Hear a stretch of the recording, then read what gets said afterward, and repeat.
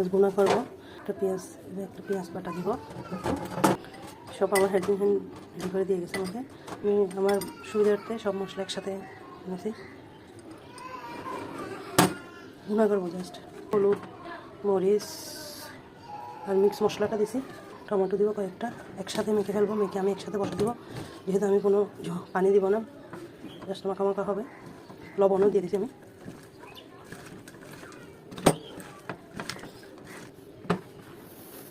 এদিকে চুলায় তেল দিচ্ছি, তেল গরম হচ্ছে, আর থেকে দিব মেখে রাখা চিংড়ি মাছগুলো দিয়ে দিচ্ছি।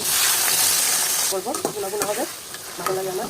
নামানোর আগে কাঁচামরিচ দিব কয়েকটা, ধনিয়া পাতা দিব, আর একটু বোনা হবে। অনেক স্বাদ হয় গরম ভাতে, বিশেষ করে বাচ্চাদের খুব প্রিয় চিংড়ি মাছ। চিংড়ি মাছগুলো নামানোর পরে এরকম হয়ে গেছে, খাবো।